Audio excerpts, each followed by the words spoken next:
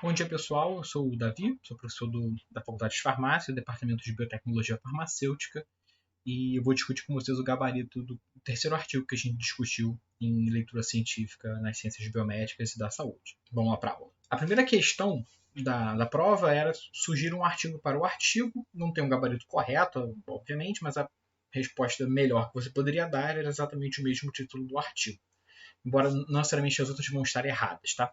O título do artigo, então, era os glicocorticoides suprimem a expressão de WNT16 ou seus blastos in vitro e in vivo, tá? Você pode botar vários outros títulos que incluam essas palavras-chave, tá? Glicocorticoide, WNT16, formação óssea, osteoblasto, alguma coisa nesse sentido.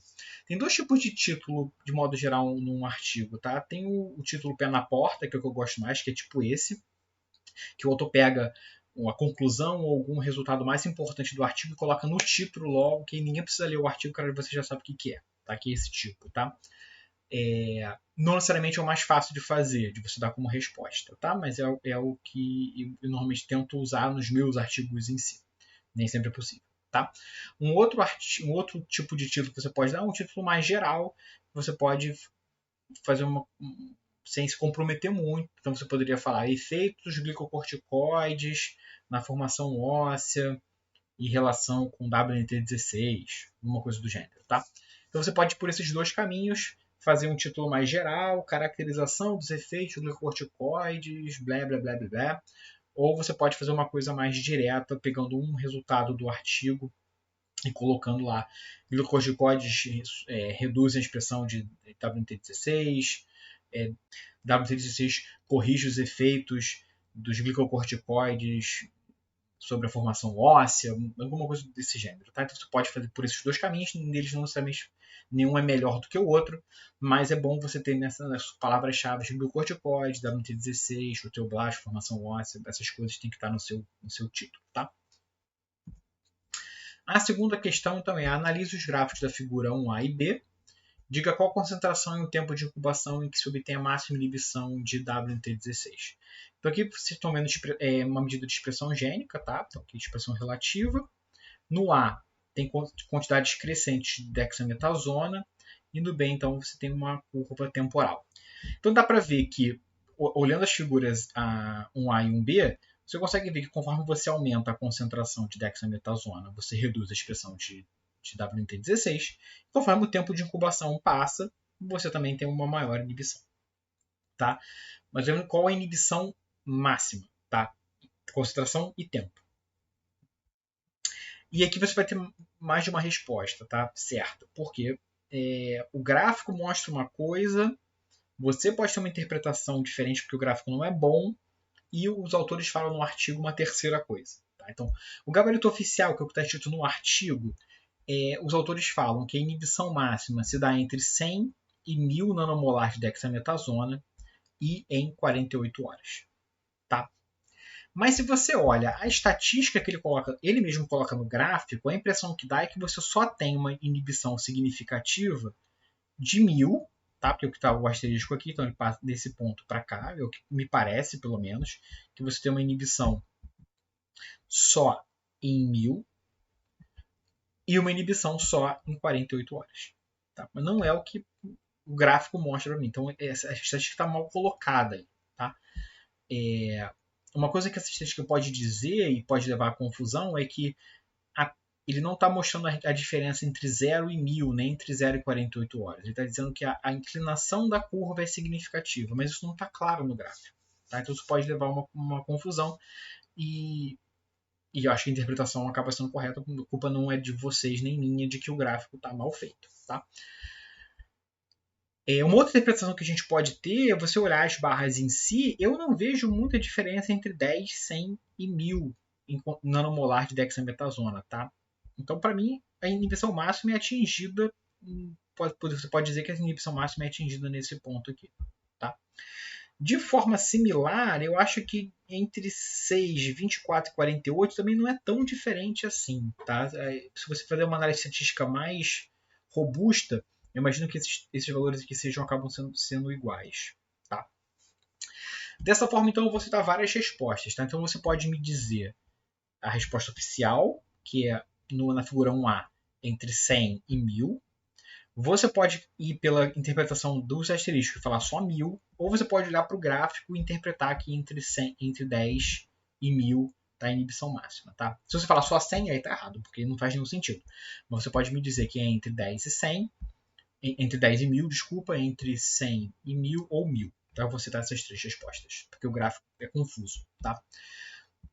Da mesma forma, você pode me responder aqui que é oficial, que é 48 horas, tá? Que o que a estatística mostra e o que está escrito no artigo, ou você pode interpretar pelos gráficos, pelas barras e me dizer que a inibição máxima está entre 6 e 48. Tá? Então vou citar essas respostas de modo geral. A terceira questão fala o seguinte, né? Analisa as figuras da 3A e 3B, e o que elas dizem sobre a relação entre dexametasona, receptores de glicocorticoides e WNT16. Tá? Então esse experimento aqui, de novo, ele está medindo expressão gênica e ele está fazendo umas brincadeiras com alguns compostos. Tá? Então no A, ele vai testar esse cara aqui, RU486, que é um antagonista do receptor de glicocorticoide. Então ele vai desligar o receptor de glicocorticoide. Tá? E no B, ele vai usar uma célula nocaute para o receptor de glicocorticoide. Então essa célula não tem esse receptor. Tá? Nos dois casos, você vai agir como se aquele receptor não existisse. Ou ele não existe mesmo, ou ele está inibido. Tá? E aí ele faz, então, o mesmo experimento, medindo a expressão de WNT16 na presença de dexametasona. Então, no controle, quando ele coloca dexametasona, ele tem inibição de WNT16, que ele já tinha mostrado, mas se você usa o antagonista do receptor de glicocorticoide, a dexametasona perde esse efeito. Na figura 3B, de novo, com as células selvagens que têm o receptor de glicocorticoide, você tem o efeito dexametasona, então ela inibe a expressão de WNT16, mas se a célula não tem o receptor de glicocorticoide, ela é nocaute para o gene, a dexametasona perde esse efeito. Qual é a conclusão que a gente tira dali? Que a dexametasona precisa do receptor de glicocorticoide para inibir a expressão de WNT16. Então você pode dizer que a dexametasona inibe a expressão de WNT16 via os seus receptores de glicocorticoide. Então essa é a resposta básica. Para a resposta ficar linda, você pode explicar melhor então as figuras e dizer isso que eu falei. Então a dexametasona inibe WNT16 via os seus receptores de glicocorticoide. Isso foi mostrado pelos autores com o uso do antagonista do receptor de glicocorticoide e por células nocautes para o receptor de glicocorticoide. Essa é a resposta mais perfeita que poderia ter.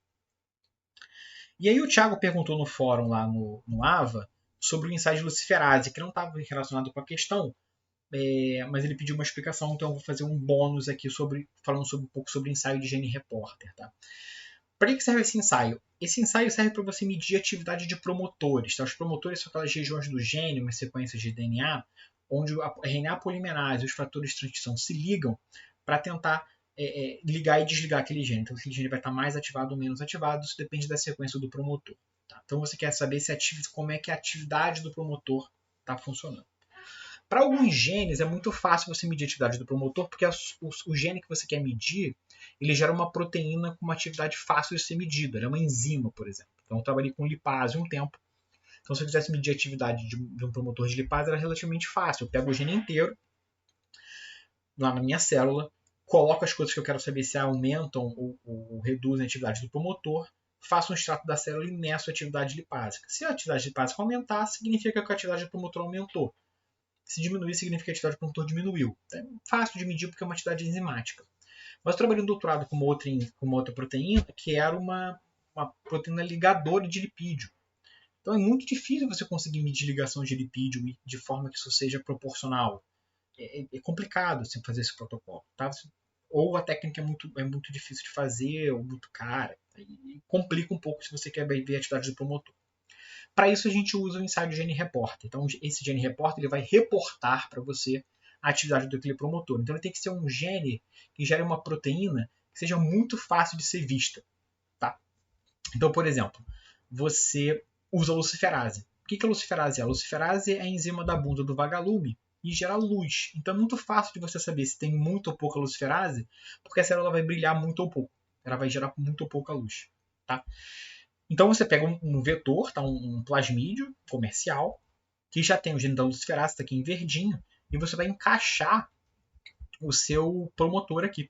Com isso, você vai ter o seu promotor regulando a atividade da luciferase. Aí você vai pegar esse plasmídio, vai colocar na sua célula de interesse, e aí você vai fazer os seus experimentos, vai colocar coisas que você acha que ativam ou não o promotor, ou ligam ou desligam o promotor, e você vai medir o quanto de luciferase vai ter. E aí no final, o que você vai ter? Você vai ter o promotor do seu gene de interesse, o gene que você quer estudar, ligado na luciferase, no gene da luciferase.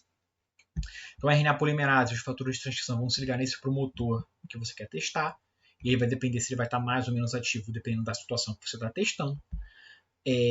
Isso vai gerar então o RNA da luciferase, que vai virar então a enzima da luciferase, e você vai colocar o substrato, a ATP luciferina, e isso vai gerar luz. Então quanto mais luz você tiver, mais aquele promotor estava ativo. Quanto menos luz você tiver, menos aquele promotor estava ativo. Então é muito fácil de você medir essa atividade do promotor. Então, no artigo, na figura 3D, então ele mediu a atividade do promotor de WNT16 usando o ensaio da luciferase. E ele viu que quando você coloca dexametasona, você reduz a quantidade de luz que aparece na célula, logo a quantidade de luciferase está diminuída. Isso indica que a atividade do promotor está diminuída. Tá? Você não é só a luciferase que você usa como gene repórter, tá? Qualquer gene que seja fácil de medir pode ser usado como gene repórter. Então, os mais comuns são beta-galactosidase, por exemplo. Então, você consegue colocar um substrato chamado X-gal, que quando ele é quebrado pela enzima, ele precipita azul. Então, o ensaio colorimétrico, quanto mais azul tiver aquela célula, mais aquele tubo, mais atividade do promotor tinha. Você pode usar uma enzima de resistência antibiótica. Então, quanto mais aquela bactéria crescer, mais aquele promotor estava ativado. Ou você pode usar proteínas fluorescentes, ou GFP, ou RFP, proteína verde ou vermelha. E aí você pode medir com um fluorímetro, com microscopia, e ver o quão fluorescente que a célula está. Quanto mais fluorescente, mais atividade do promotor você tem. Tá? Então, Thiago, espero que tenha ficado claro. Se não ficou, fala no chat, fala no fórum pra gente, que eu tento explicar de uma outra forma. Então, a questão 4 era a seguinte: interprete os gráficos da figura 4, painéis A e B, ressaltando o papel de WNT16 para a formação do tecido ósseo. Tá? Então, a figura que eu cortei para vocês. A figura A está medindo a atividade da fosfatase alcalina e a B está medindo a formação do tecido ósseo em si. Tá? Esses dois ensaios querem medir o quanto de osso você consegue formar. Então, quanto mais a atividade de fosfatase alcalina, mais formação do tecido ósseo, quanto mais formação do tecido ósseo, mais formação do tecido ósseo. Tá? Então, quer medir o quanto de osso aquele organismo está conseguindo produzir. E aqui ele vai ter 4 condições. Condição controle. Ele coloca WNT16 sozinho, ele coloca dexametasona ou ele coloca dexametasona junto com WNT16. Tá? Então, quando ele coloca, nas duas situações, quando ele coloca WNT16, ele não vê diferença, tanto na atividade de fosfatase alcalina quanto na formação de tecido ósseo. Tá? Não tem diferença estatística entre as barras pretas. Quando ele coloca dexametasona, você tem uma redução da atividade de fosfatase alcalina e uma redução na formação de tecido ósseo. Mas, quando ele coloca dexametasona junto com WNT16, ele recupera a atividade de fosfatase alcalina, ele recupera a atividade de formação óssea. Tá? Então, qual é a conclusão que ele chega desse experimento? A dexametasona ela causa uma redução de formação de tecido ósseo. Tá? E ela também causa uma redução de expressão de WNT16. Então a pergunta que ele se faz é a seguinte: será que a falta de WNT16 que está causando essa redução de formação de tecido ósseo? Para testar essa hipótese, ele coloca artificialmente WNT16 de novo. E ele vê que ele recupera essa atividade. Tá? Então quando ele coloca WNT16 junto com dexametasona, a dexametasona perde o efeito na redução de fosfatase alcalina e na redução de formação de tecido ósseo. Então a conclusão que ele chega é que a dexametasona causa uma redução de tecido ósseo porque ela causa uma redução de WNT16. Se eu recoloco o WNT16, eu recupero esse efeito. Tá? Então, essa é a resposta que você tem que dar para a gente, que seria, então, que a dexametasona reduz a atividade de fosfatase alcalina de redução de formação de tecido ósseo, mas o tratamento com WNT16 externo, né, exógeno, recupera ou cancela o efeito da dexametasona. Então, como conclusão, você vai dizer para a gente que a dexametasona reduz a atividade fosfatase-alcalina e de formação de tecido ósseo, porque ela reduz a atividade de WNT16, a quantidade de WNT16. Se você recoloca a WNT16, você recupera esse efeito. Então a conclusão é que dexametasona reduz a formação, a atividade de fosfatase-alcalina e de formação de tecido ósseo pela redução de WNT16. E a última questão, então, era elabore uma conclusão para o artigo. Então, também você pode escrever várias coisas. E eu fiz aqui um resumo do que o cara mostra no artigo, que é coisas que tem que ter na sua conclusão de modo geral. Então, ele mostra, com os resultados, que os glicocorticoides inibem a expressão de WNT16 in vivo e in vitro e reduz a formação de tecido ósseo. A regulação de WNT16 por glicocorticoides é dependente dos receptores de glicocorticoide e que o tratamento com WNT16 reverte os efeitos do glicocorticoide sobre a formação de tecido ósseo. Tá? Então, o que ele fala no artigo de modo geral é que os glicocorticoides regulam, inibindo a expressão de WNT16. Isso depende dos receptores de glicocorticoide e que se você coloca WNT16, você evita esses efeitos do glicocorticoide. Então, isso tem que estar de alguma forma, essas coisas têm que estar na sua conclusão. A forma mais fácil de você fazer uma conclusão, quando o paper não é extenso assim, é você fazer um resumo dos resultados que o cara encontra. Tá? Você não vai descrever os resultados de novo, com detalhe, mas você vai chegar nas conclusões que cada um daqueles resultados mostra. A cereja do bolo dessa resposta seria você me dizer que o WNT16 poderia ser usado no tratamento da osteoporose induzida por glicocorticoides, que é o foco do artigo dele. Na introdução, ele fala da osteoporose induzida por glicocorticoides, e o que ele quer tentar convencer a gente é que talvez WNT16 poderia ser usado no tratamento no futuro. Tá? Então, se tiver isso na sua conclusão, é excelente. Então, pessoal, esse é o gabarito que eu queria discutir com vocês. Se ficou alguma dúvida, fala com a gente no fórum. E eu encontro vocês de novo na nossa aula síncrona no final do período, que é quando vocês vão me ver de novo. Tchau, tchau, um abraço e até mais.